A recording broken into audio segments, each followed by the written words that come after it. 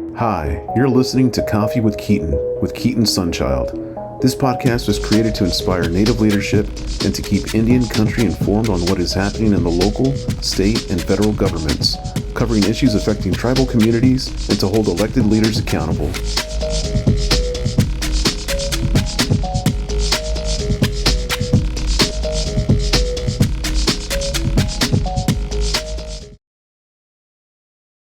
I am here with Kola Bad Bear, who is playing her fifth year of basketball. Right, your fifth year?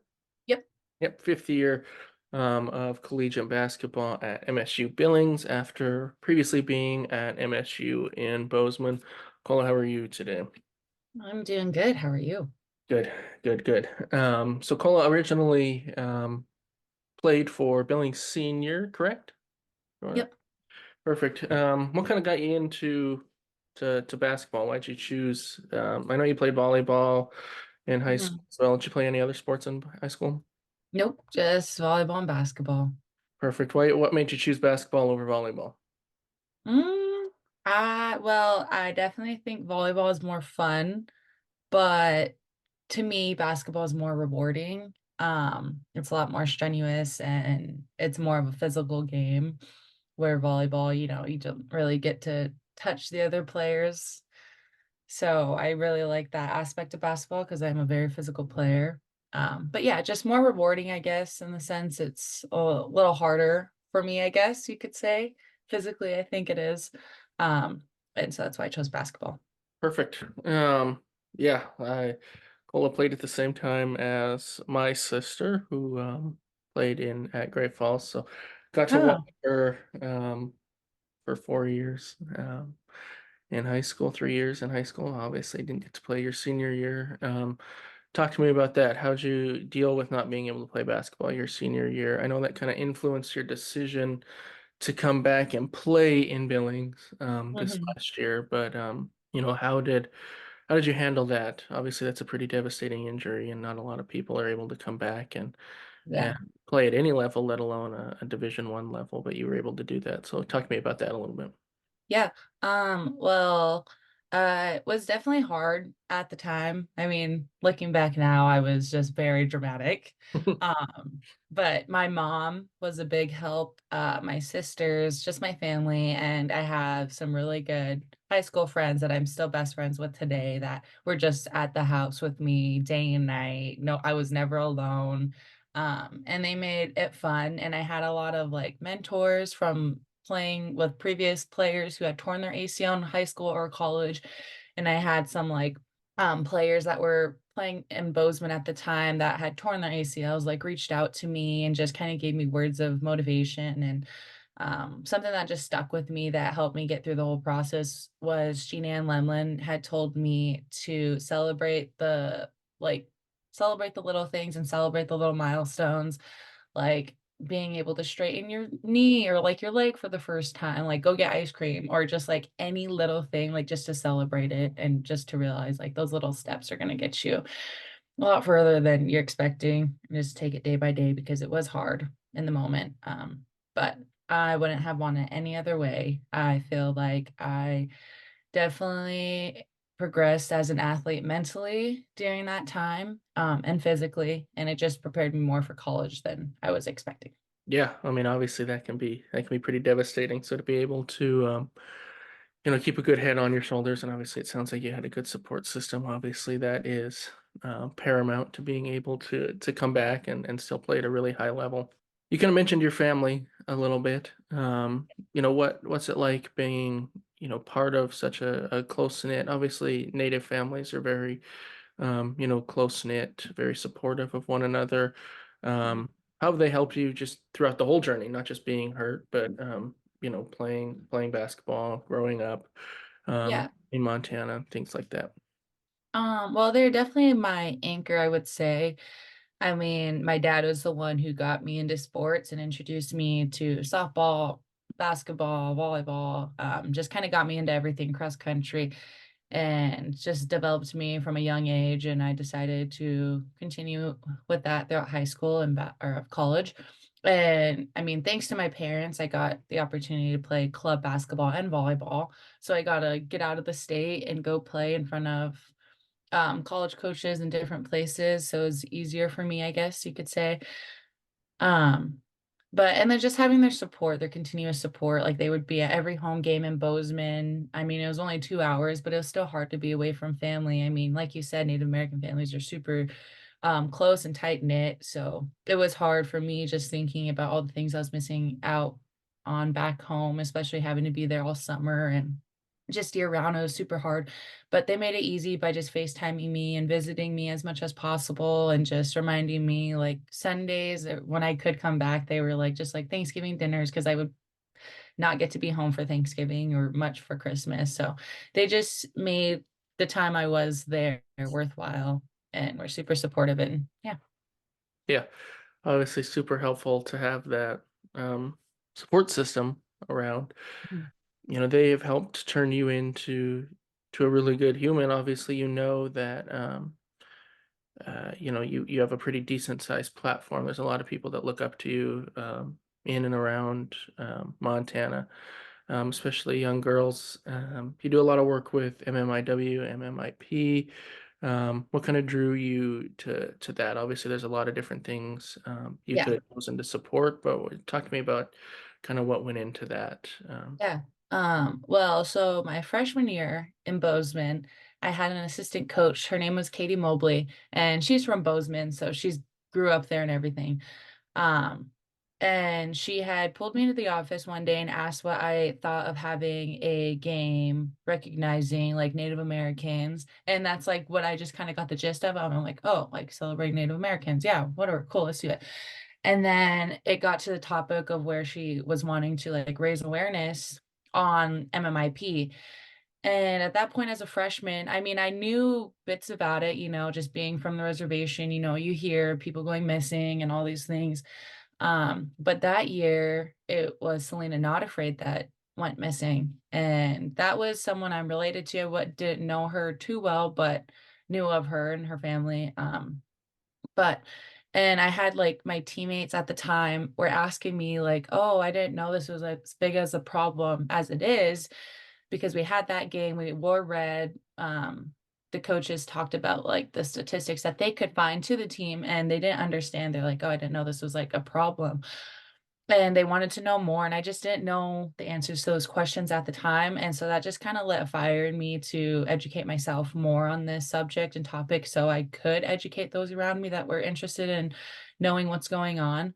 And so I started working with the American Indian Council in Bozeman, and Lisa Perry and Nick Ross, like they're super helpful and just super kind. I mean, I could like go to them and talk to them about anything, and they would just let me cry and just vent about like anything, whether it was basketball related, school related, or just feeling stressed about um, just anything. And so they really helped me and guided me through this whole process. And one of the students there, her name was Malia Knows His Gun. She direct messaged me on Instagram and asked me what I thought about like creating a club for MMIP, just to like raise awareness, because we were having annual basketball games. I mean, not during COVID because we didn't have any fans, but so I was like, oh yeah, like let's do that. Let's just see like what we can do with this club if anyone's gonna join. And surprisingly, we had that like going by the end of the spring semester, and the next fall we had a couple of my teammates, I don't know if they really had a choice, but they came to meetings and they stuck it out. And one of them's actually the co-president of the club, which is super cool. And Nice. she's from Minnesota. And so a lot of my friends and Malia's friends, they would come to the club meetings and we just would come up with ideas. And we had like a walk on campus, like a prayer walk. We would all be like holding signs, like flags and pictures of people that have gone missing. And so, walking on campus wearing red, people would be like, oh, what is that like? And would want to know and ask questions, and just raising awareness to students, just to understand that their neighboring communities in Montana are dealing with this every day. Um, and then we decided to like do more for basketball games. We were like highlighting it more during like halftime. They would do like statistics and we would find all the data. And like we printed out these like information cards that we would stick to the back of every other seat in the brick field house. We went that morning, we all just like taped, like three of us just taping it before shoot around. And then like it was super cool because a local artist at the time was in high school. Her name is Avery, and she had painted this mural of this Native American woman and painted like red, like a handprint over her face. And she's super talented, and she decided to auction that off, and all those proceedings went to our club, which we distributed to like families in Montana, or just like and then we would do like self-defense classes, which was super cool, just for college students on campus. And now like we're using that to like do more walks within the community. And I believe Malia was researching like what actual nonprofits are going on. We couldn't really find one in Montana, but we know there's like some in Washington, and we Hmm. could like donate some of that money to them, which we hope they were giving it to families that were in need, still searching for the loved ones or questions. But yeah. Yeah. I mean, obviously there's a lot more that went into that than, that the public saw. Mhm. Did you could you feel the momentum it was, gaining, and the discussion it was sparking in Bozeman and across the state? Could you feel that in real time, or was it something that you kind of had to step back and kind of process a little bit before you realized, like, wow, this is actually making a big impact? A little bit of both, I would say.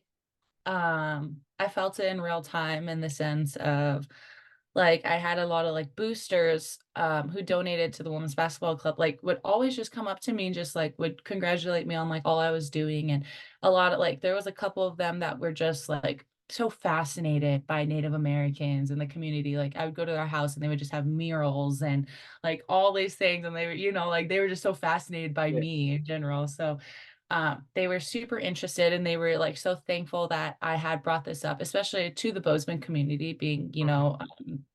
primarily like a white, like rich community, Right. uh, with a lot of people that were willing to donate to this cause. And it was super cool because I mean the community was so open and supportive and wanting to learn more. And I just had a lot of people like ask questions on like what they can do, how they can continue to raise awareness, and just like by them asking, that was them, like participating in this movement. And then I think like what like just stepping back, like this year they're now doing an annual basketball game. Men's and women's Mm. are involved. So every year they're gonna have a game raising awareness for, this issue. And it's just super cool to see that they're making progress and doing things to make donations, and just continuing to like wear red and spread the awareness. And I think it's really awesome because I mean at the NCAA level, D1, we were recognized with like a diversity reward because no one has done that. And so I think it's super cool, and like hoping like more colleges and universities will look into something like that. Yeah, I mean, I remember seeing, I mean, as trivial as it may sound to some people, I remember seeing it on Instagram when the men started doing it. Mm, It became one of the first, schools in the country to, have both of their, teams supporting this. And, mm. that obviously reaches when ESPN posts about something that reaches millions of people that, you're not going to otherwise reach. Yeah. So that had to make it easier seeing that success, Mm, for you and Bozeman. That had to make it easier coming back to Billings and kind of still doing work, in your own community, with your full support system kind of around you. mm. Are you still involved as much? Obviously, you're getting ready to graduate, and go out into the real world, as scary as that is too. But have you been able to, kind of stay involved, as much as you'd like, or, are you just No, figuring out no. how to work? Yeah, not as much as I would like. I mean, I was super involved in Bozeman, and that just came with a lot of other people that were involved Hmm. with the club, and just having that support system and building those relationships I had. So, I mean, I don't really know if I don't think they have a club here or anything. I mean, I've had someone reach out from the Native American like Achievement Success Center at MSUB, about a game, and so I think they're mostly like primarily in charge of that. So I don't Mhm. really know what that's gonna look like. But the men's team's also having a game too. I think it might be on the same day because we have like a double header or something.